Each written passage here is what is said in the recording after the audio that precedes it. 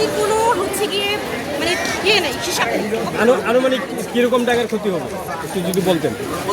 আনুমানিক হচ্ছে এটা তো বলা যায় না, এটা তো মান্থলি আমি ইনকাম যেহেতু আপনি মান্থলি একটা ইনকাম করতেন, তারপরে তো একটা আনুমানিক হিসাবে ধরেন এই মাসে কত টাকার লসে পড়লো।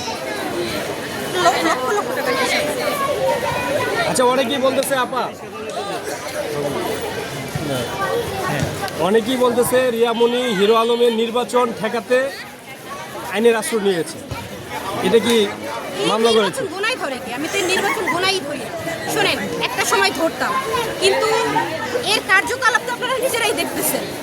এর নারী কেলেঙ্কারি, এর মেয়েবাজি, এ আবার নির্বাচন করে কোথেকে? নিজের পার্সোনাল লাইফ নিয়ে ব্যস্ত রয়েছে। এ আবার নির্বাচন করতে নিজের ঘরই ঠিক নাই, এ কিভাবে সমাজের সেবা করবে? ঠিক আছে, দেখেন ওর সংসার ঠিক আছে কিনা, ওর বউ আছে কিনা, একটা দুটো তো বিয়ে করে নাই, একটা বউ ঘরে আছে কিনা দেখেন তো। আবার নির্বাচন কি করবে? হাস্যকর কথা। বউ থাকে না কেন, কারণ কি? বউ থাকে না, এই যে সে ভালো মানুষ, এই যে অভিযোগ করছে এগুলো সব সত্যি। আচ্ছা, আপনি তো হিরো আলমের স্ত্রী ছিলেন, দীর্ঘদিন স্ত্রী ছিলেন, তো এই যে হিরো আলম কি নির্বাচন করে ট্রেন্ডিংয়ে থাকার জন্য, না আসলেই কি সে সেবা করার জন্য জনগণের? সেবা জিনিসটা কি সেটাই তো সে জানে। সেবা কি করবে সে?